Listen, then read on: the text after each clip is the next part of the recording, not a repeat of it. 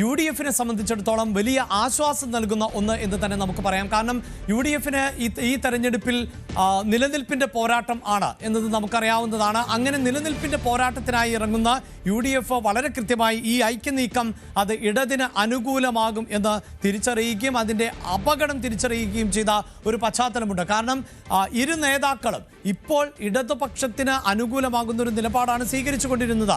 അതുകൊണ്ട് തന്നെ കിരൺ നമ്മൾ പരിശോധിക്കുമ്പോൾ, അതായത് ഇടതുമുന്നണിയെ സംബന്ധിച്ചിടത്തോളം അവർക്ക് അനുകൂലമാകുന്ന സാഹചര്യമാണ് ഉണ്ടായിരുന്നത് എങ്കിൽ UDF-നെ സംബന്ധിച്ച് ഇത് വലിയ ആശ്വാസമാകുന്ന സാഹചര്യമല്ലേ ഉള്ളത്. കാരണം ഇപ്പോൾ കിരൺ സൂചിപ്പിച്ചതുപോലെ ഈ സംഘടനാ നേതാക്കൾ പറയുന്നിടത്ത് കൃത്യമായി വോട്ട് വീഴണം എന്നൊന്നുമില്ല. എങ്കിൽ പോലും പരസ്യമായ പ്രതികരണങ്ങൾ, നിരവധിയായ വിഷയങ്ങളിലുള്ള പ്രതികരണങ്ങൾ, അതൊക്കെ മാധ്യമങ്ങളിലൂടെ പുറത്തു വരുമ്പോൾ അത് ഒരു പരിധിവരെയെങ്കിലും ആ സമുദായത്തെ സ്വാധീനിച്ചേക്കാമെന്നൊരാശങ്ക UDF-നുണ്ടായിരുന്നു. അവിടെ UDF-ന് വലിയൊരു ആശ്വാസമല്ലേ ഇത് നൽകുന്നത്? ഏറ്റവും പ്രധാനം ഇപ്പോൾ SNDP യൂണിയൻ്റെ ജനറൽ സെക്രട്ടറി വെള്ളാപ്പള്ളി നടേശൻ പിന്തുണച്ചതുകൊണ്ടോ അല്ലെങ്കിൽ പറഞ്ഞതുകൊണ്ടോ കേരളത്തിൽ SNDP-യിൽ അംഗങ്ങളായ ഈഴവർ പോലും എത്ര പേർ വോട്ട് ചെയ്യും, അതിന് വളരെ ചെറിയ ശതമാനം പേർ പോലും അത് അംഗീകരിച്ച് വോട്ട് ചെയ്തില്ല. അങ്ങനെ ആരെങ്കിലും കുറച്ച് പേർ അങ്ങനെ പറഞ്ഞു കഴിഞ്ഞാൽ അതിനെതിരെ വോട്ട് ചെയ്യുന്ന വലിയൊരു വിഭാഗം ആ SNDP-യിൽ തന്നെയുണ്ട്. ഇനി NSS-ൻ്റെ general secretary G. Sukumaran Nair പറഞ്ഞാലും ഏതെങ്കിലും ഒരു മുന്നണി അനുകൂലിച്ച് പറഞ്ഞാലും ആ NSS-ൽ അംഗങ്ങളായവരെല്ലാം അതിൽ വോട്ട് ചെയ്യില്ല എന്ന് മാത്രമല്ല അവിടെയും അതിനെതിരായ ഒരു വികാരം സ്വാഭാവികമായും അവിടെ ഉണ്ടാകുകയും ആ എതിരായ വികാരത്തിന് രണ്ടിടത്തും പ്രാധാന്യം. പക്ഷെ അതല്ല ഇതിൻ്റെ പ്രാധാന്യം. ഈ വെള്ളാപ്പള്ളി നടേശനായാലും G. സുകുമാരൻ നായർ രണ്ടുപേരും വളരെ തന്ത്രജ്ഞന്മാരായ നേതാക്കളാണ്. വളരെ ദീർഘകാലമായി, കാൽനൂറ്റാണ്ടിന് അധിക കാലമായി ഈ സംഘടന, ഏകദേശം ഒരു അരനൂറ്റാണ്ടെന്ന് വേണമെങ്കിൽ പറയാം, പൂർണ്ണമായും കഴിഞ്ഞ 25 വർഷവും ഈ രണ്ട് സംഘടനകളിലെയും ഇവരുടെ രണ്ടുപേരുടെയും കൈപ്പിടിയിൽ മാത്രമാണ്. ഇവർ തീരുമാനിക്കും, ഇവർ നടപ്പാക്കും. അതിനപ്പുറത്തേക്ക് ഏതെങ്കിലും എതിർ ശബ്ദമോ ജനാധിപത്യമോ ഒക്കെ അങ്ങനെ ഒരു പേരിന് പറയാമെന്നതിനപ്പുറത്തേക്ക് അങ്ങനെ ഒരു ശബ്ദമൊന്നുമില്ല. ഇവർക്ക് രണ്ടുപേർക്കുമുള്ളത് അപകടകരമായ ഒരു വാർത്താമൂല്യമാണ്. ഇവർ പറഞ്ഞാൽ വോട്ട് ചെയ്യില്ല, പക്ഷേ ചില വിഷയങ്ങൾ ഇവർ ആവർത്തിച്ച് VD സതീശനെതിരെ നിരന്തരം വെള്ളാപ്പള്ളി നടേശൻ പറയുന്നു, VD സതീശനെതിരെ നിരന്തരം G. സുകുമാരൻ നായർ പറയുന്നു. അപ്പോൾ അതിൽ ചില വിഷയങ്ങളെങ്കിലും ചില ആളുകളുമായിട്ടെങ്കിലും കോറിലേറ്റ് ചെയ്യുന്ന വിഷയങ്ങളായിരിക്കും. അവർ ആ വിഷയത്തിൽ ശരിയാണല്ലോ, VD സതീശൻ ഇവർക്ക് ആർക്കും മതിപ്പില്ലല്ലോ എന്നൊരു തോന്നലുണ്ടാവും. ഇവർ രണ്ടുപേരും പിണറായി വിജയനെ അനുകൂലിച്ച് പറയുമ്പോൾ ഇങ്ങനെയൊക്കെ എതിർക്കുന്ന ഈ സംഘടന, പണ്ട് കാലത്തൊക്കെ എതിർത്തിരുന്ന ഈ സംഘടനകളൊക്കെ മുഖ്യമന്ത്രി അനുകൂലിക്കുന്നില്ല, അതിൽ കാര്യമില്ലേ. അങ്ങനെ ഒരു അപകടകരമായ വാർത്താമൂല്യം ഇവർക്ക് എപ്പോഴുമുണ്ട്. അത് ഏത് മുന്നണിക്ക് അനുകൂലമായിട്ട് വരുന്നോ അവരെ പരോക്ഷമായി സഹായിക്കുകയും ഏത് മുന്നണിക്ക് എതിരായി വരുന്നോ അവരെ ഇത് ദോഷം അവർക്ക് ഉണ്ടാക്കുകയും ഒക്കെ ചെയ്യും. പിന്നെ ഒരു പൊതുപ്രതീതിയുണ്ട്. പൊതുപ്രതീതി എന്ന് പറയുന്നത് എപ്പോഴും തെരഞ്ഞെടുപ്പ് വരുമ്പോൾ കേരളത്തിലെ പ്രബല സമുദായങ്ങളൊക്കെ എല്ലാ പ്രബല സമുദായങ്ങളും നിൽക്കുന്നത് ഇന്ന മുന്നണിക്കൊപ്പമാണ്. അപ്പോൾ ആ മുന്നണിക്ക് ഒരു ജയസാധ്യതയുണ്ട്. ഇവരൊക്കെ ആര് ജയിക്കും തോൽക്കുമെന്നൊക്കെ മുൻകൂട്ടി കണ്ട് തീരുമാനമെടുക്കുന്നവരല്ലേ, അവരത് കണ്ടല്ലേ തീരുമാനമെടുത്തത്. അതൊക്കെ സ്വാധീനിക്കാൻ വേണ്ടിയുണ്ട്. അങ്ങനെ ഇവർ ഇന്നാൾക്ക് വോട്ട് ചെയ്യുമെന്ന് പറഞ്ഞ് അവിടെ വോട്ട് ചെയ്യുന്നിടത്തല്ല ഇവരുടെ സ്വാധീനമുള്ളത്. ഇവർ ഉന്നയിക്കുന്ന വിഷയങ്ങൾ നിരന്തരം കൃത്യമായി പഴയ ചില കാര്യങ്ങൾ ഇവർ ഓർമ്മപ്പെടുത്തും. ചില ഘട്ടങ്ങളിൽ അവരുടെ പഴയ ചില കാര്യങ്ങൾ ഓർമ്മപ്പെടുത്തി ഏതെങ്കിലും ഒരു വിഭാഗത്തിന് ഒരു നേതാവിനോടോ അല്ലെങ്കിൽ മുന്നണിയോടോ താല്പര്യമുണ്ടെങ്കിൽ അവരെ അകറ്റാനുള്ള കാര്യങ്ങൾ, ഇത്തരം കാര്യങ്ങളിൽ അതിവിദഗ്ധമായ രീതിയിൽ നടപ്പാക്കാൻ ശേഷിയുള്ള രണ്ടുപേരാണ് ഈ G. സുകുമാരൻ നായരായാലും വെള്ളാപ്പള്ളി നടേശനായാലും. അവരുടെ ആ തന്ത്രജ്ഞത കൊണ്ടുവരുന്നതാണ് അവർക്ക് എപ്പോഴും രാഷ്ട്രീയത്തിൽ ആ തരത്തിലേക്ക് രാഷ്ട്രീയ നേതാക്കളൊക്കെ ഇവരെ ഒരു തരത്തിൽ പറഞ്ഞാൽ ബഹുഭൂരിപക്ഷ നേതാക്കളും ഇവരെ ഭയത്തോടു കൂടി കാണാനുള്ള കാരണവുമൊക്കെ ഇവരോട് എന്തെങ്കിലും എതിർക്കാവുന്നതിന് ഭയക്കുന്നതിനൊക്കെ കാരണം ഇവർ പറഞ്ഞിട്ട് വോട്ട് ചെയ്യും മറിക്കാവും എന്നുള്ളതല്ല. ഈ നേതാക്കളെ വ്യക്തിപരമായി കുരുക്കാനും അല്ലെങ്കിൽ അവരെയൊക്കെ പ്രതിരോധത്തിലാക്കാനും ഒക്കെ ഉള്ള തന്ത്രശാലികളാണ് ഈ നേതാക്കൾ എന്നുള്ളതാണ്. അവിടെ UDF-നെ സംബന്ധിച്ച് ഇതൊരു വലിയ ആശ്വാസമാണ്. രണ്ടുപേരും ചേർന്ന് ഇടതുമുന്നണിക്ക് അനുകൂലമായി നിൽക്കുന്ന ഒരു അവസ്ഥ ഇല്ലാതായി എന്നത് അവരെ സംബന്ധിച്ച് ആശ്വാസമോ വിജയവും ഒക്കെയാണ്. തീർച്ചയായും അവിടെയാണ് ഒരുപക്ഷെ BJP-യും ഈ വിഷയത്തെ ഗൗരവത്തോടു കൂടി നോക്കിക്കണ്ടത്. പ്രത്യേകിച്ച് BDJS എന്നത് ഇപ്പോൾ NDA-യുടെ സഖ്യകക്ഷിയായി നിൽക്കുന്ന ഒരു സാഹചര്യം കൂടിയുണ്ട്. BDJS-ന്റെ അധ്യക്ഷൻ തന്നെയാണ് SNDP യോഗത്തിന്റെ വൈസ് പ്രസിഡന്റ് എന്നത് മാത്രമല്ല, ഇതേ തുഷാർ വെള്ളാപ്പള്ളി തന്നെയായിരുന്നു പെരുന്നയിലേക്ക് ആദ്യം ചർച്ചകൾക്കായി പോകേണ്ടിയിരുന്നത് എന്നുമാണ് മനസ്സിലാക്കുന്നത്. അപ്പോൾ സ്വാഭാവികമായും BJP ഈ വിഷയത്തെ എങ്ങനെയാണ് നോക്കിക്കാണുന്നത് എന്നതാണ്.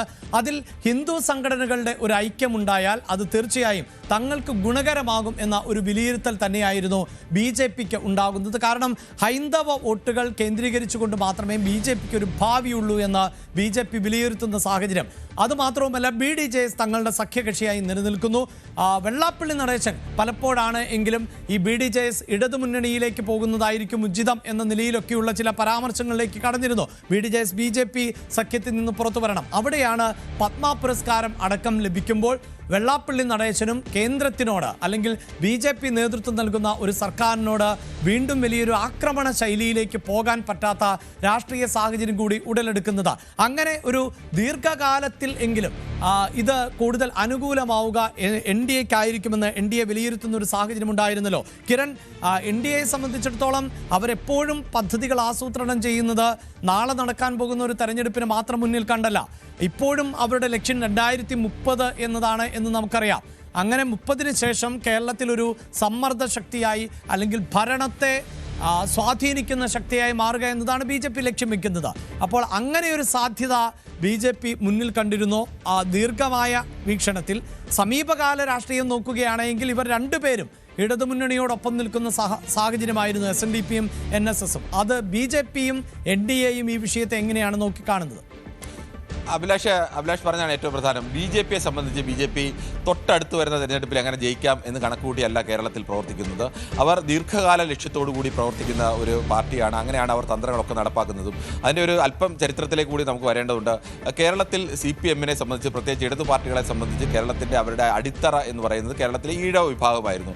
കേരളത്തിൽ BJPക്ക് സ്വാധീനമുള്ള ഘട്ടങ്ങളിലൊന്നും ഈഴവ വിഭാഗത്തിൽ നിന്ന് അങ്ങനെ വളരെ ചുരുങ്ങിയ ചില ആളുകളല്ലാതെ, വിരലിലെണ്ണാവുന്ന ആളുകളല്ലാതെ ഈഴവ വിഭാഗം BJPയുമായി ഏതെങ്കിലും തരത്തിൽ അടുക്കുകയോ അല്ലെങ്കിൽ BJPയെ അകറ്റി നിർത്തിയിരുന്ന ഒരു വിഭാഗമായിരുന്നു. ഒന്നുകിൽ CPM ആയിരിക്കും, അല്ലെങ്കിൽ CPI ആയിരിക്കും, അല്ലെങ്കിൽ കോൺഗ്രസ് ആകുക എന്നതിനപ്പുറത്തേക്ക് BJPയിലേക്ക് ഒരു ഘട്ടത്തിലും പോയിരുന്നില്ല. അങ്ങനെ കേരളത്തിലെ ഏറ്റവും പ്രബല 5-1 വരുന്ന ഒരു വിഭാഗത്തെ ഹിന്ദു വിഭാഗത്തിൽ, പ്രത്യേകിച്ച് പകുതിയോളം വരുന്ന ഹിന്ദുക്കളിൽ അതിൻ്റെ പകുതിയോളം വരുന്ന ഒരു ഈഴവ വിഭാഗം പുറത്തു നിന്നുകൊണ്ട് BJPക്ക് ഒരു കാലത്തും കേരളത്തിൽ ജയിക്കാൻ കഴിയില്ല എന്നത് BJP നേരത്തെ തിരിച്ചറിയുന്നു. അങ്ങനെയാണ് അവർ അവരുടെ കൂടി പിന്തുണയോടുകൂടി, അവരുടെ കൂടി ആശീർവാദത്തോടുകൂടി, അവരുടെ കൂടി ഐഡിയ എന്ന് തന്നെ പറയാം, അങ്ങനെയാണ് BDJS എന്ന് പറയുന്ന ഒരു സംഘടന രൂപീകരിക്കുന്നു. അതിന് എല്ലാ തരത്തിലെ സഹായവും BJP നൽകുന്നു. അങ്ങനെ തുഷാർ വെള്ളാപ്പള്ളിയുടെ നേതൃത്വത്തിൽ BDJS രൂപീകരിക്കുന്നു. ഇപ്പോൾ ഈ പറയുന്ന വെള്ളാപ്പള്ളി തന്നെയാണ് അതിനെല്ലാം നേതൃത്വം നൽകിയത്. അല്ലാതെ തുഷാറിനെ പിന്നീട് നേതൃത്വത്തിൽ കൊണ്ടുവന്നു എന്നതിനപ്പുറത്തേക്ക് വെള്ളാപ്പള്ളിയുടെ കാർമ്മികത്വത്തിൽ തന്നെയാണ് അങ്ങനെ ഒരു സംഘടന രൂപീകരിച്ചത്. ആ സംഘടന BDJS പതിയെ NDAയുമായി സഖ്യത്തിലാവുന്നു. സ്വാഭാവികമായും അതുവരെ BJPയോടുണ്ടായിരുന്ന ഒരു അസ്പൃശ്യതയോ അല്ലെങ്കിൽ ഒരു അകൽച്ചയോ ഒക്കെ ഈഴവ വിഭാഗത്തിലെ ഒരു പ്രത്യേക ശതമാനം ആളുകൾക്കെങ്കിലും മാറുന്നു. അങ്ങനെ ഈഴവ വിഭാഗത്തിൽ നിന്നും പ്രധാനപ്പെട്ട നേതാക്കളെ BJP സംസ്ഥാന ഭാരവാഹിത്വത്തിലേക്ക് കൊണ്ടുവരുന്നു. അല്ലെങ്കിൽ കേരളത്തിലെ 80% ആകെ BJP അംഗങ്ങൾ എടുത്താൽ അതിൽ മഹാഭൂരിപക്ഷം പേരും നായർ വിഭാഗത്തിൽ നിന്ന് വരുന്ന ഒരു പാർട്ടിയുടെ അധ്യക്ഷ സ്ഥാനത്തേക്ക് ആ പാർട്ടിയെ തന്നെ നാമമാത്രമായ ആളുകളുള്ള ഈഴവ വിഭാഗത്തിൽ നിന്ന് പ്രധാന നേതാക്കളെ കൊണ്ടുവരികയും അവരെയൊക്കെ ദേശീയ തലത്തിലടക്കം അവതരിപ്പിക്കുകയും ഒക്കെ ചെയ്ത് അത്തരം ഒരു നീക്കം നടത്തി ഈഴവ വിഭാഗത്തിൽ നിന്ന് ഒരു വിഭാഗത്തെ കൊണ്ടുവന്നിട്ടുണ്ട്. ഇനി BJPയെ സംബന്ധിച്ച് മുന്നിലുള്ളത് ഒരു ഹിന്ദു ഐക്യം ഉണ്ടാവുക എന്നുള്ളതാണ്. ഹിന്ദു സംഘടനകളെല്ലാം കൂടി ഒരു ഐക്യം ഉണ്ടായാൽ തൽക്കാലത്തേക്ക് അത് ഇടതുമുന്നണി ഗുണം ചെയ്താലും UDFന് ഗുണം ചെയ്താലും ഭാവിയിലേക്ക് അങ്ങനെ ഒരു ഐക്യം ഉണ്ടാവുന്നത് അത് സ്വാഭാവികമായും മുസ്ലിം വിരുദ്ധമായ, ഹിന്ദുവിനൊപ്പം ക്രിസ്ത്യൻ വോട്ടുകളോട് ചേർക്കാൻ എപ്പോഴും BJP ആഗ്രഹിക്കുന്നുണ്ട്. പക്ഷേ മുസ്ലിം വിരുദ്ധത പറഞ്ഞുകൊണ്ട് തന്നെ ആവണം ഈ ഹിന്ദു ഐക്യവും ക്രിസ്ത്യൻ ഐക്യവും എന്നുള്ളത് തന്നെയാണ് BJPയുടെ ഇന്ത്യയിൽ മുഴുവൻ നടപ്പാക്കുന്ന പദ്ധതി. പ്രത്യേകിച്ച് കേരളത്തെ സംബന്ധിച്ച്